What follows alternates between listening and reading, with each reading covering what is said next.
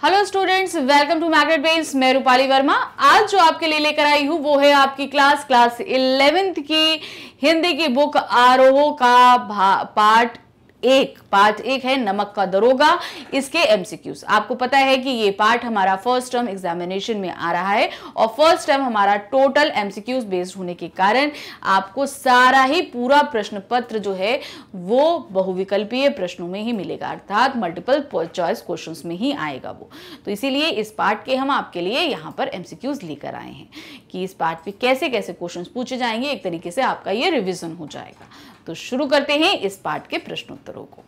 तो सबसे पहला जो प्रश्न हमारे पास में आ रहा है वो है नमक का दारोगा पाठ के लेखक कौन है। ये जो पाठ हम पढ़ रहे हैं इसको लिखा किसने है?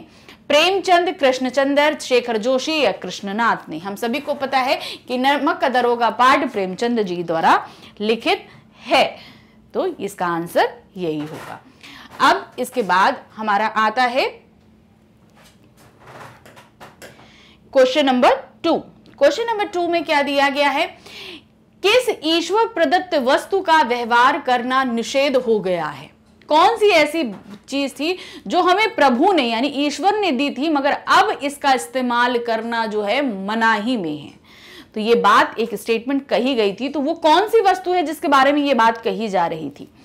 जल के बारे में, वायु के बारे में, नमक के बारे में या धरती के बारे में? तो जैसा कि ये पाठ ही है कि नमक जो ईश्वर द्वारा प्रदत्त थी जिसका अब उपयोग करना निषेध हो गया है, अर्थात इसकी कालाबाजारी बंद हुई, तो इसीलिए उन्होंने ये चीज बोली। अब है क्वेश्चन नंबर 3। क्वेश्चन नंबर 3 क्या है? किनके पौ 12 थे? सबसे पहले बात, कौन थे, क्यों पौ 12 हुए थे? क्यों? क्योंकि नमक के विभाग में लोगों की नौकरी लगने पर उन अधिकारियों के पौ 12 हो जाया करते थे। पौ 12 ना मतलब कि उनको बहुत कुछ कमाने के लिए मिल जाया करता था। तो यहां पर क्या है, किनके पौ 12 थे? गृहिणियों के, अधिकारियों के, पतियों के या बच्चों के। तो पौ 12 थे अधिकारियों के, जो अधिकारी नमक विभाग में पोस्ट हो जाया करते थे। अब है क्वेश्चन नंबर 4। क्या दिया है? नमक विभाग के दारोगा के पद के लिए कौन ललचाते थे? कौन था जो वहां पर जाने के लिए ललचाते रहते थे? डॉक्टर, प्रोफेसर, इंजीनियर या वकील? तो जो पाठ के अनुसार है, वकील जो हैं वो इस पद को पाने के लिए हमेशा लालायित रहते थे, बस किसी तरह उनको उस नमक के दारोगा का पद प्राप्त हो जाए। अब है प्रश्न संख्या 5। प्रश्न संख्या 5 में क्या दिया गया है? नमक विभाग में किसे दारोगा की नौकरी मिली थी? कौन था जिसे नमक विभाग में दारोगा की नौकरी मिल गई थी? आलोपीदीन, वंशीधर को, बदलू सिंह को या दाता दीन को? तो किसको मिली थी? वंशीधर को। वंशीधर को वहां पर नमक के दारोगा के पद की नौकरी प्राप्त हुई थी। अब है प्रश्न संख्या 6। प्रश्न संख्या 6 क्या है? नमक की कालाबाजारी कौन कर रहा था? भाई वंशीधर तो दारोगा बन गए थे, तो कालाबाजारी कौन कर रहा था जिसको वंशीधर ने पकड़ लिया था? आलोपीदीन, रामदीन, दाता दीन या माता दीन? तो किसको पकड़ा था वंशीधर ने? आलोपीदीन ने। क्यों? क्योंकि वो नमक की कालाबाजारी कर रहे थे। अब है क्वेश्चन नंबर 7। क्वेश्चन नंबर 7 क्या है? दुनिया सोती थी पर दुनिया की डैश जागती थी। तो ये एक स्टेटमेंट दिया गया, क्या जागती थी? आंख जागती थी, कान जागती थी, जीभ जागती थी या नाक जागती थी? तो ये जो स्टेटमेंट दिया गया इसके अनुसार दुनिया सोती थी पर दुनिया की जीभ जागती थी। जीभ जागने का तात्पर्य यहां पे ये बात इसलिए कही गई क्यों? क्योंकि उस पद में बहुत ही ज्यादा काला कमाई थी, तो सबकी जीभ ललचाई रहती थी कि किसी तरीके से उस पद पर इनको नौकरी प्राप्त हो जाए। अब है प्रश्न संख्या 8। प्रश्न संख्या 8 में क्या है? किसका लाखों का लेन देन था? कौन था जो पाठ में बहुत ही लाखों का लेन देन किया करता था? वंशीधर का, मुरलीधर का, माता दीन का या आलोपीदीन का? तो आलोपीदीन एक जमींदार थे जिनका लाखों का लेन देन हुआ करता था। अब है प्रश्न संख्या 9। प्रश्न संख्या 9 क्या है? आलोपी दीन को दरोगा को किसके बल पर खरीद लेने का विश्वास था?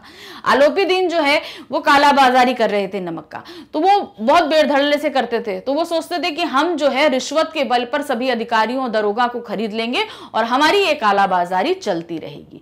तो इसका सही जवाब क्या है? आलोपी दीन को दरोगा को रिश्वत के बल पर खरीद लेने का विश्वास था कि हम रिश्वत देंगे, हम खरीद लेंगे और ये कालाबाजारी हम करते रहेंगे।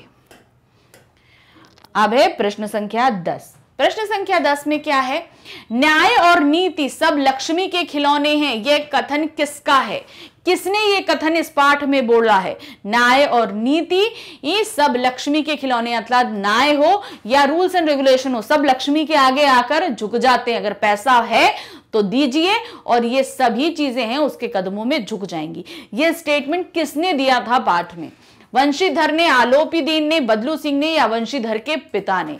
तो ये स्टेटमेंट दिया था आलोपी दीन ने। ये आलोपी दीन ने स्टेटमेंट दिया था। अब है क्वेश्चन नंबर 11। क्वेश्चन नंबर 11 में क्या है? आलोपी दीन क्या देखकर मूर्छित होकर गिर पड़े थे? उन्होंने क्या देखा था कि वो मूर्छित हो गए थे? हथकड़ियां, पुलिस, डाकू या लठैत? तो उन्होंने जैसे ही हथकड़ियां, वंशीधर ने उन्हें बोला तुरंत की हथकड़ियां बांध के इनको आप जीप में डालिए। ये चीज उनको तुरंत गिरफ्तार किया था क्योंकि वो जो है रिश्वत दे रहे थे और वंशीधर को गुस्सा आ गया था, तो तुरंत हटके और जैसे ही हथकड़ियां आई तुरंत ही आलोपी दीन उसको देखकर मूर्छित हो गए थे। अब है प्रश्न संख्या 12। प्रश्न संख्या 12 में क्या है? 40,000 नहीं 40 लाख पर भी नहीं, कथन किसका है? तो यहां पर क्या हुआ था? आलोपी दीन ने 40,000 रुपए उन्हें रिश्वत देने की कोशिश करी थी। तो उन्होंने क्या बोला था वंशीधर ने कि मैं 40,000 नहीं 40 लाख पर भी नहीं मानूंगा। तो ये कथन किसका था? वंशीधर का।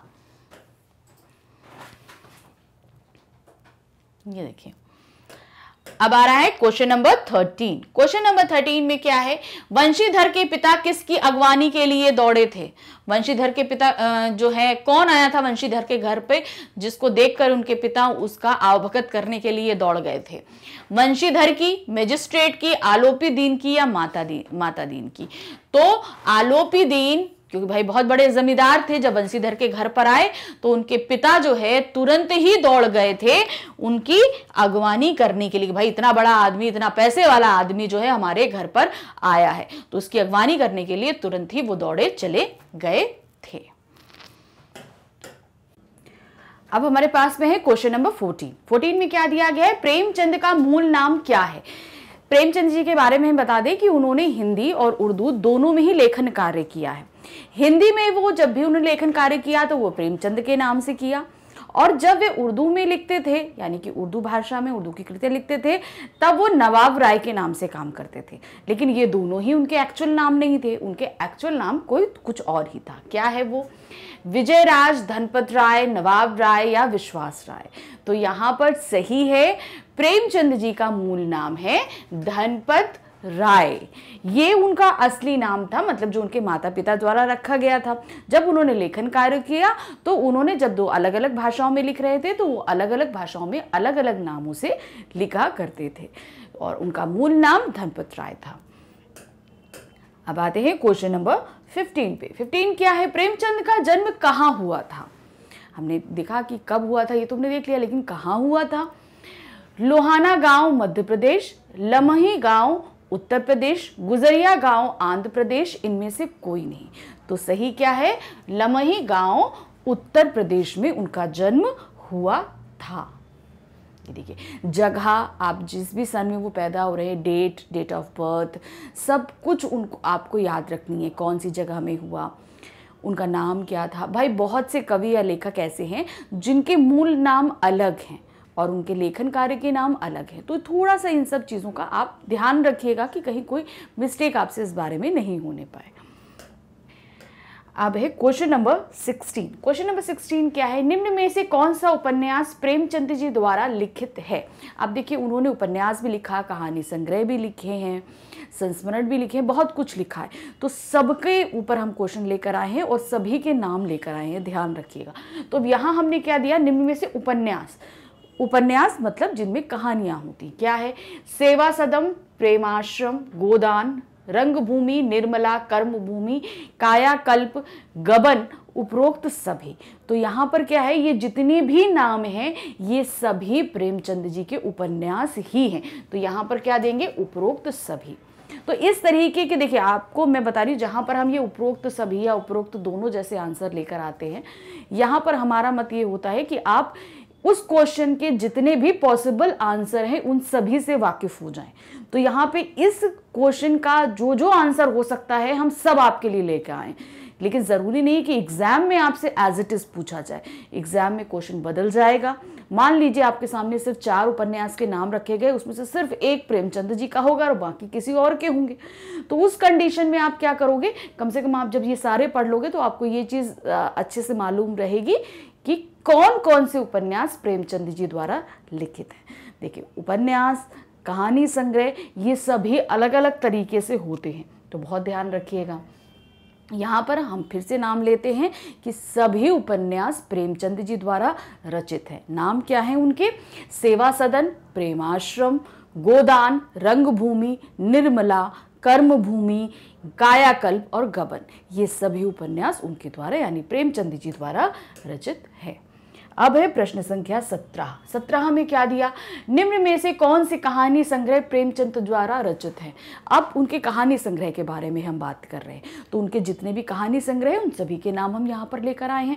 क्या है, सोजे वतन, मानसरोवर 8 खंडों में, याद रखिएगा 8 खंडों में, 8 भागों में, मतलब इतना बड़ा उनका कहानी संग्रह है कि उसे 8 खंडों में जो है विभाजित किया गया है। गुप्त धन, तो ये 3 नाम है और उपरोक्त सभी उनके कहानी संग्रह हैं। तो ये हमारा यहाँ पर सही है, उपरोक्त सभी। अब है क्वेश्चन नंबर 18। 18 में क्या है, निम्न में से कौन से नाटक प्रेमचंद जी द्वारा रचित है। उन्होंने नाटक भी लिखे हैं, कौन कौन से हैं, करबला, संग्राम, प्रेम की देवी, उपरोक्त सभी। तो यहाँ पर ऊपर के जितने भी ये तीनों जो नाम दिए हुए हैं ये प्रेमचंद जी द्वारा रचित नाटक हैं। अब है क्वेश्चन नंबर 19। 19 में क्या दिया है, निम्न में से कौन से निबंध संग्रह प्रेमचंद जी द्वारा रचित है।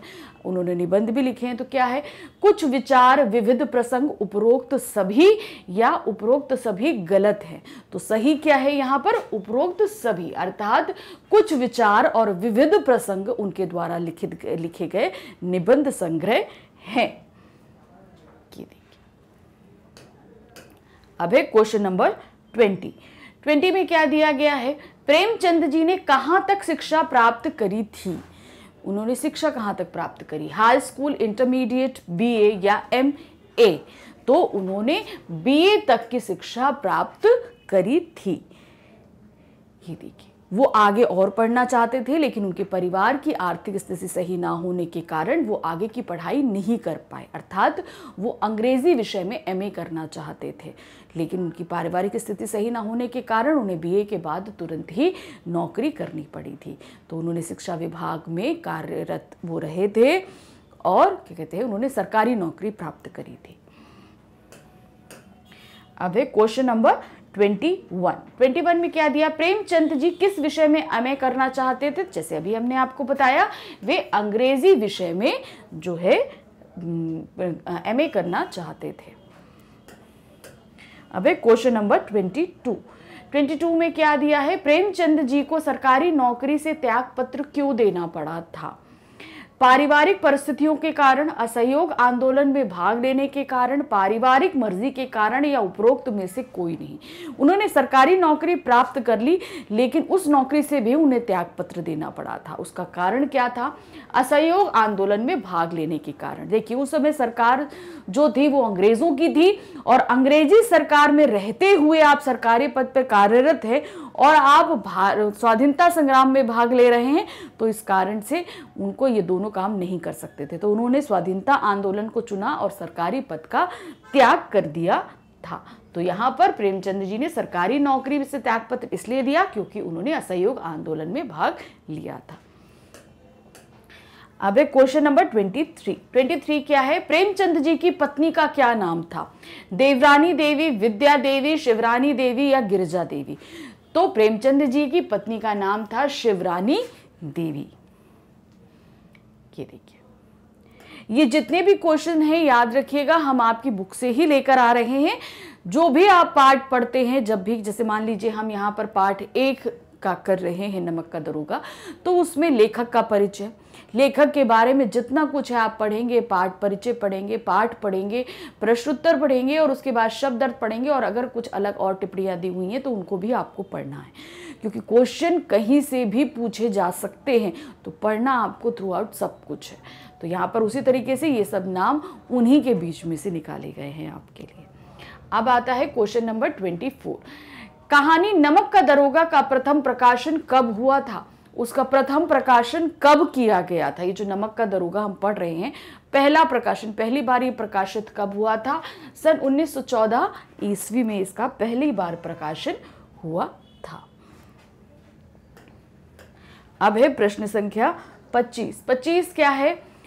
बरकंदाजी से क्या तात्पर्य? बरकंदाजी एक शब्द जो आया इसमें, उसका क्या मतलब था? बंदूक लेकर चलने वाला सिपाही, चौकीदार, उपरोक्त दोनों या व्यर्थ? तो यहां पर देखिए सही क्या है हमारा, उपरोक्त दोनों, अर्थात बरकंदाजी से तात्पर्य हमारा होता है कि बंदूक लेकर चलने वाला जो एक सिपाही होता है वो, या एक चौकीदार। देखिए आप बोल सकते हैं बॉडीगार्ड भी जैसे होता है वो भी बंदूक लेकर चलता है, तो वो क्या होते हैं? वो बरकंदाजी होते हैं।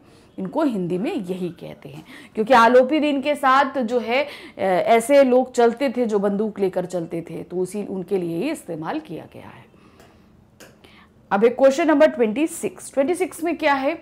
सदाव्रत से क्या तात्पर्य है? किसने सदाव्रत लिया हुआ था? आलोपी दिन ने सदाव्रत लिया हुआ था। तो वो क्या होता है सदाव्रत?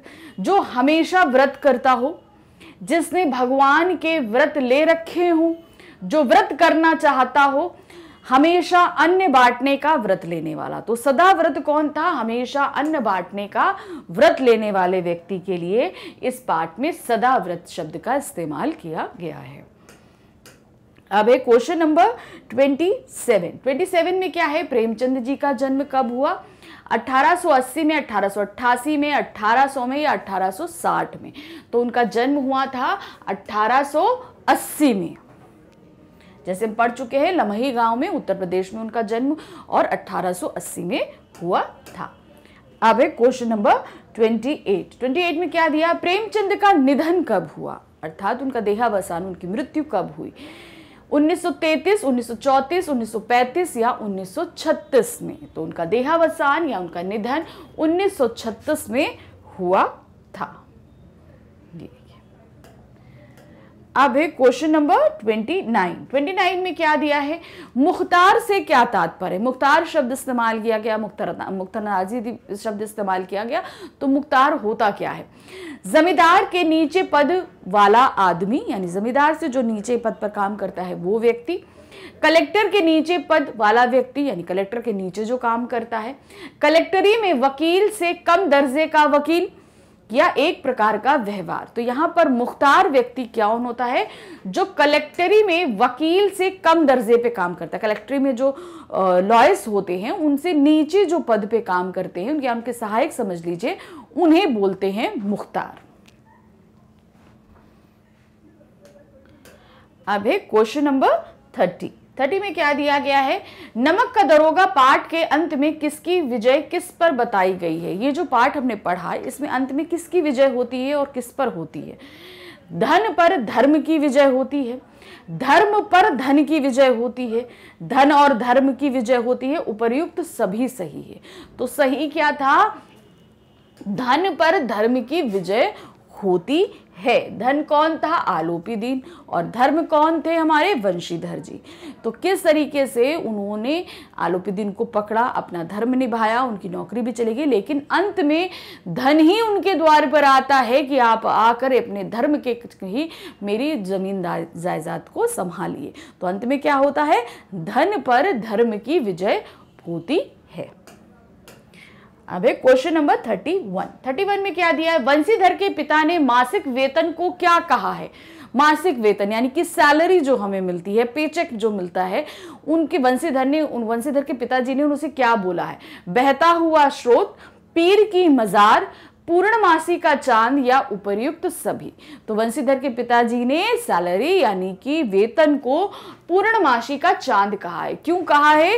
क्योंकि वो महीने में एक बार हमें दिखता है और धीरे धीरे कम होते होते वो खत्म हो जाता है। खत्म यानी कि अमावस्या के दिन तो हमें चांद दिखता ही नहीं, पूर्णमासी वाले दिन हमें पूरा दिखेगा, यानी हमें पूरी सैलरी मिली। फिर धीरे धीरे वो कम होता जाता है और एक दिन समाप्त हो जाता है, अर्थात अमावस्या के दिन जब चांद नहीं रहता उस दिन तक हमारी सैलरी खत्म हो चुकी होती है, यानी कि एंड ऑफ द मंथ वो खत्म हो जाता है। तो सही क्या है? वंशीधर के पिताजी ने वेतन को पूर्णमासी का चांद कहा है। अब है क्वेश्चन नंबर 32 में क्या है? वंशीधर के पिता के विचार से ऊपरी आय क्या है? ऊपरी आय यानी कि जो हमें अलग से प्राप्त हो वेतन के अलावा, उसको क्या कहा है? बहता हुआ स्रोत, पीर की मजार, पूर्णमासी का चांद या खिलौना। तो सही क्या है? ये ऊपरी आय को उन्होंने बहता हुआ स्रोत कहा है, जो कभी खत्म नहीं होता और थोड़ा थोड़ा करके हमेशा बहता ही रहता है। अब है क्वेश्चन नंबर 33 में क्या दिया है? नमक का दरोगा कौन सा साहित्य का प्रकार है? जो हमने ये साहित्य में लिख रहे हैं हम, तो साहित्य की कौन सी विधा में ये पाठ लिखा गया है? कहानी है, उपन्यास है, महाकाव्य है या निबंध है? तो ये साहित्य की कहानी विधा में ये पाठ हमारे सामने प्रस्तुत किया गया है। इसको देखिएगा ध्यान से, ये कहानी ही है। अब आते हैं क्वेश्चन नंबर 34 पे। 34 में क्या दिया है? नमक का दरोगा का मुख्य पात्र है। ये जो पाठ हमने पढ़ा, इसमें मुख्य कैरेक्टर यानी मेन कैरेक्टर कौन है? पंडित आलोपी दीन, पिताजी, मुंशी वंशीधर या न्यायाधीश। तो यहां पर ये पूरी कहानी मुंशी वंशीधर जी के ऊपर केंद्रित है कि किस तरीके से वो अपने धर्म के कर्तव्य को निभाते हैं और अंत में उन्हीं की विजय होती। तकलीफ उनको जरूर होती है, लेकिन अंत में उनको विजय प्राप्त होती है। अब है क्वेश्चन नंबर 35। क्या है? वंशीधर को कहाँ नौकरी मिली थी? वो बहुत दिन से नौकरी की तलाश में थे, फिर उन्हें कहाँ जाकर नौकरी मिली? नमक विभाग में, कलेक्टर कचहरी में, पुलिस थाने में या कहीं पर भी नहीं। तो उन्हें नौकरी मिली थी नमक विभाग में, दरोगा की नौकरी प्राप्त हुई थी उनको नमक विभाग में। अब है क्वेश्चन नंबर 36 क्या है? आलोपी दीन ने वंशीधर को अपने यहां किस ओहदे पर नौकरी दी थी? आलोपी दीन उनके पास आए थे उनको नौकरी देने के लिए, तो कौन सा पद उन्होंने उनको प्रपोज किया था कि आप इस पोस्ट पे आकर वर्क करिए? क्या था? चौकीदार की नौकरी दी थी, मैनेजर का पद दिया था, बाबरजी के रूप में दिया था या मुनीम के रूप में? तो आलोपी दीन ने वंशीधर को मैनेजर के पद पर अपने यहां नौकरी पर रखा था। अब क्वेश्चन नंबर 37 में क्या है? ईमानदार, शिक्षित, धर्मनिष्ठ, कर्तव्य पारायण कौन था? ये सारे गुण किसके अंदर थे? पंडित आलोपी दीन के अंदर, वृद्ध मुंशी अर्थात वंशीधर जी के पिताजी, मुंशी वंशीधर या वकील। तो ये सभी गुण जो थे वो किसके अंदर थे? मुंशी वंशीधर जी के अंदर ये सभी गुण विद्यमान थे। अब है क्वेश्चन नंबर 38। नमक का दरोगा पाठ में लक्ष्मी के उपासक कौन थे? कौन था जो सिर्फ लक्ष्मी की ही पूजा करता था और लक्ष्मी को ही सबसे बड़ा मानता था? कौन थे? पंडित आलोपी दीन, पिताजी, मुंशी वंशीधर या न्यायाधीश। तो यहां पर जो लक्ष्मी के उपासक थे वो हमारे पंडित आलोपी दीन जी थे, वो बहुत ही ज्यादा मानते थे। अब है क्वेश्चन नंबर 39 में क्या है? पंडित आलोपी दीन कहाँ के थे? वो जमींदार थे ये तो हमें पता, लेकिन वो जमींदार किस एरिया के थे, उस जगह का नाम क्या था? दातागंज, सीतानगर, राधागंज या इनमें से कोई नहीं। तो पाठ में दिया हुआ है जैसे पंडित आलोपीदीन दातागंज के जमींदार थे। अब है क्वेश्चन नंबर 40 में क्या दिया है? इस पाठ में बूढ़े मुंशी जी ने पीर की मजार किसे कहा है? पीर की मजार किसको बोला गया है? बूढ़े बंशीधर का मतलब है हमारे बंशीधर जी के पिताजी। उन्होंने पीर की मजार किसको बोला है? औहदे को, यानी हमारा जो पोस्ट है उसको, मासिक वेतन को, दरगाह को या ऊपरी आय को। तो उन्होंने पीर की मजार बोला है औहदे को, यानी कि पद को। वंशीधर जी को कौन सा पद प्राप्त हुआ था? नमक के दरोगा को। तो उन्होंने क्या बोला था? ये पीर की मजार है, यहाँ मत्था टेके रहो, यहां पर ही तुमको लाभ प्राप्त होगा। तो औहदे यानी पोस्ट को पीर की मजार बोला गया है। अब है क्वेश्चन नंबर 41 में क्या दिया है? सभी लोगों को कहां पर नौकरी करने का आकर्षण था? जितने भी लोग थे वो कहां नौकरी करना चाहते थे, उन्हें बहुत अट्रैक्शन था कि हम यहाँ पे हमें नौकरी प्राप्त हो जाए। कोर्ट में न्यायाधीश की, नमक विभाग में दरोगा की, आलोपीदीन के यहाँ मैनेजर की या इनमें से कोई नहीं। तो सही क्या था? नमक विभाग में दरोगा की नौकरी प्राप्त करने के लिए सभी लालायित रहते थे। क्यों? क्योंकि इसमें ऊपरी आय बहुत थी, इसलिए सभी चाहते थे कि ये पोस्ट उनको प्राप्त हो। क्वेश्चन नंबर 42 में क्या दिया है? अदालत में किसको दोषी ठहराया गया? भाई जब आलोपीदीन को पकड़ लिया गया बंशीधर जी द्वारा, तो उन्होंने वहां कोर्ट में उनको पेश किया। अब कोर्ट में जो कुछ हुआ उसके बाद किसको दोषी ठहराया गया? आलोपीदीन को ठहराया गया या वंशीधर जी ने गलत किया ऐसा बोला गया? तो सही क्या था? पंडित आलोपीदीन को ठहराया, वृद्ध मुंशी को ठहराया, मुंशी वंशीधर को ठहराया या वकील को ठहराया? तो न्यायालय में जो है वो वंशीधर जी को ही गलत ठहराया गया कि इन्होंने ही गलत कार्य, इन्हीं को दोषी बताया गया। क्यों? क्योंकि भाई आलोपीदीन ने तो पैसे के बल पर पूरा न्यायालय ही खरीद लिया था, तो फैसला उनके पक्ष में गया और मुंशीधर जी को गलत ठहरा दिया गया था। अब क्वेश्चन नंबर 43 में क्या दिया है? नमक का दरोगा कहानी के अन्य के उचित उचित शीर्षक क्या होगा? नमक का दरोगा इस कहानी का शीर्षक है। अगर आपसे बोला जाए कि आप इसका कोई दूसरा शीर्षक दीजिए तो आप क्या दे सकते हैं? ये कहानी में दिया गया है कि इसकी एक शीर्षक और हो सकता है। क्या है वो? सत्य की जीत, ईमानदारी, धर्म पर धन की विजय या धन पर धर्म की विजय। तो सही क्या है? सत्य की जीत इस कहानी का एक और शीर्षक हो सकता है, क्योंकि अंत में सत्य की जीत होती है, मुंशी वंशीधर जी की ही जीत होती है। अब क्वेश्चन नंबर 44 में क्या दिया गया है? पंडित आलोपीदीन की गिरफ्तारी का क्या परिणाम हुआ था? जब उन्हें गिरफ्तार कर लिया गया तो उसके बाद उनके साथ क्या हुआ? आलोपीदीन को जेल में डाल दिया गया, वंशीधर जी को जेल में डाल दिया गया, वंशीधर की नौकरी चली गई, आलोपीदीन की नौकरी चली गई। उन्हें जेल में तो डाला गया था, लेकिन उसके परिणाम स्वरूप वंशीधर जी की नौकरी चली गई थी। उन्हें उनके दरोगा यानी नमक के विभाग के दरोगा से, उनके पद से उनको हटा दिया गया था, क्योंकि उनको दोषी ठहराया गया था। अब है क्वेश्चन नंबर 45 में क्या है? आलोपीदीन अंत में कितनी रिश्वत देने को तैयार हो गया? वो जो जमुना नदी का पुल था उसके ऊपर रिश्वत की बात हुई, 1000 रुपए से शुरू हुई थी रिश्वत देने की बात कि भाई हमको नमक लेकर जाने दीजिए। तो वंशीधर जी तैयार नहीं हो रहे थे, तो धीरे धीरे वो रिश्वत का अंत तक कहां तक बोली लगी थी कि कहां तक वो रिश्वत देने को तैयार हो गए थे आलोपीदीन जी। 40,000 रुपए, 30,000 रुपए, 20,000 रुपए या 50,000 रुपए। तो अंत में 40,000 रुपए तक आलोपीदीन रिश्वत देने को तैयार हो गए थे मुंशीधर जी को।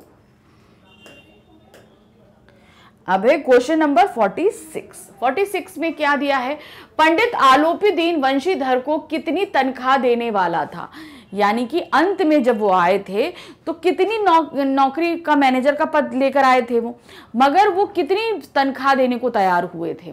सालाना 40,000 रुपए, सालाना 10,000 रुपए, सालाना 6,000 रुपए या महीने के 6,000 रुपए। तो जो स्टैम्प पेपर लेकर आए थे उसके अंदर क्या लिखा था कि सालाना 6,000 रुपए, यानी कि साल में एक बार 6,000 रुपए मिलेंगे, लेकिन रहने के लिए बंगला, नौकर चाकर, गाड़ी, सब कुछ उनको मिलेगा ताउम्र के लिए, जब तक वो है वो इसी पद पर बरकरार रहेंगे। अब एक क्वेश्चन नंबर 47 में क्या दिया है, घाट के देवता को भेंट चढ़ाने से क्या तात्पर्य है। घाट के देवता को भेंट चढ़ाना जो लिया गया इसका क्या मतलब था। भगवान को भोग चढ़ाना, नमक के दरोगा को रिश्वत देना, ब्राह्मण को दान देना, या नदी किनारे श्राद्ध करना। तो सही क्या था, नमक के दरोगा को रिश्वत देना। अब घाट के को मतलब क्यों, वो पुल के ऊपर ही रहते थे, जमुना नदी के पुल के ऊपर ही वहां पर दरोगा रहते थे, तो वहां से स्मगलिंग होती थी नमक की, तो वहां पर घाट यानी कि नदी का घाट हुआ, तो वहां पर घाट के देवता को रिश्वत भेंट चढ़ाने का मतलब था नमक के दरोगा को रिश्वत देना। क्वेश्चन नंबर 48 में क्या दिया गया है, पंडित आलोपीदीन कौन थे, दारोगा, जमींदार, पंडित या न्यायाधीश। तो पंडित आलोपीदीन एक जमींदार थे, जैसे हमको पता है दातागंज के वो जमींदार थे। अब है क्वेश्चन नंबर 49 में क्या दिया गया है, आलोपीदीन की गाड़ियां कौन सी नदी के पुल पर जा रही थी। कौन से आलोपीदीन नमक भरी जो गाड़ियां थी वो कौन सी नदी के ऊपर बनी, कौन सी नदी का पुल था, गंगा, सरस्वती, तापी या जमुना। तो जो नदी थी वो थी जमुना नदी के ऊपर वो पुल बना था, जिसके ऊपर से आलोपीदीन की गाड़ियां गुजर रही थी। भाई क्वेश्चन नंबर 50 में क्या है, वंशीधर कैसे पुत्र थे, आज्ञाकारी, नालायक, चालाक या दुष्ट। तो वंशीधर जी आज्ञाकारी पुत्र थे, क्यों, पिताजी जैसा बोलते थे, चुपचाप उनकी बात को मानते थे वो। क्वेश्चन नंबर है 51 में क्या दिया है, गाड़ियों में क्या भरा हुआ था। जो गाड़ियां आलोपीदीन की जमुना नदी के पुल के ऊपर से जा रही थी उनमें क्या था, चावल, नमक, गेहूं या बर्तन। उनके अंदर तो नमक था, क्योंकि नमक गैर कानूनी था पार करना, तो उनके अंदर नमक भरा हुआ था। अब है क्वेश्चन नंबर 52 में क्या दिया, लोगों को किस बात पर आश्चर्य हो रहा था। क्या बात थी कि लोग बहुत आश्चर्यचकित हो गए थे, वंशीधर की ईमानदारी पर, न्यायाधीश के न्याय पर, आलोपीदीन की गिरफ्तारी पर या उपर्युक्त सभी।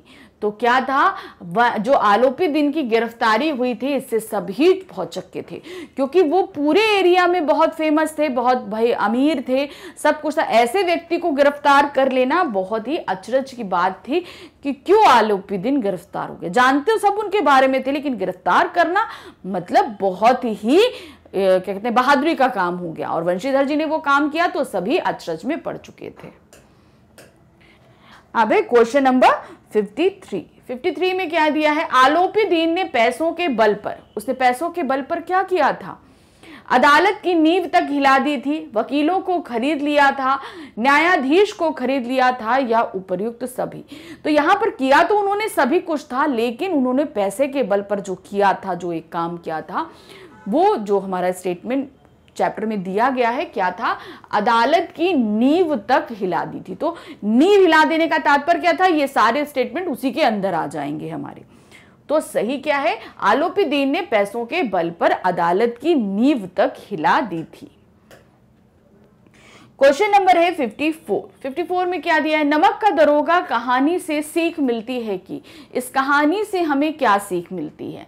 धर्म पारायण रहना चाहिए, लक्ष्मी का पुजारी होना चाहिए, रिश्वत लेनी चाहिए, ऊपरी आमदनी होनी चाहिए। तो इस कहानी से हमें यह सीख मिलती है कि हमें धर्म पारायण रहना चाहिए, अर्थात जो हमारा धर्म है, कर्तव्य है, उस पर हमको बने रहना चाहिए, क्योंकि अगर ऐसा नहीं होगा तो हमारा अंत में जाकर कहीं ना कहीं कुछ नुकसान अवश्य हो ही जाएगा। तो अब है हमारे पास क्वेश्चन नंबर 55 में क्या है, नमक का दरोगा कहानी के अंत में आलोपीदीन वंशीधर को कौन सा पत्र स्वीकार को कहता है, पद स्वीकार करने के लिए बोलता है। कौन सा पद देते हैं उनको?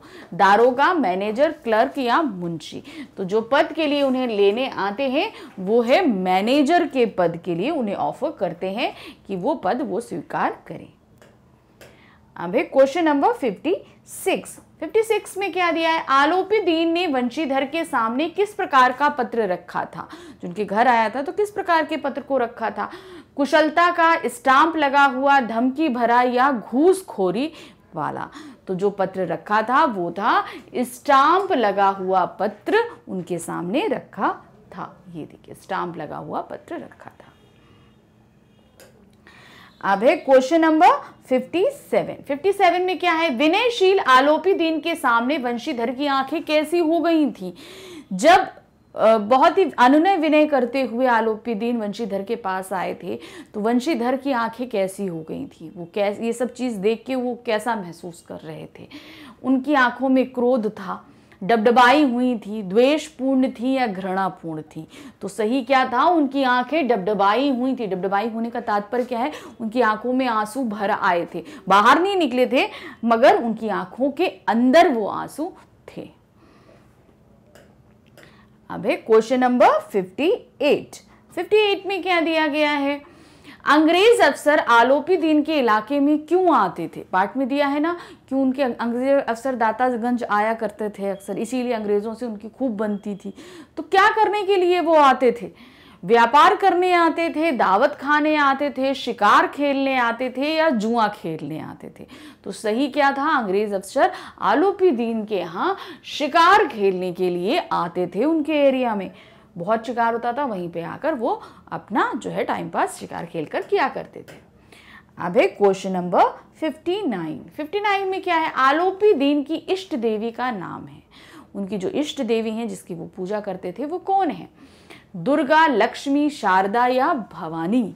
तो था कौन? लक्ष्मी जी उनकी जो है इष्ट देवी थी जिनकी वो पूजा किया करते थे।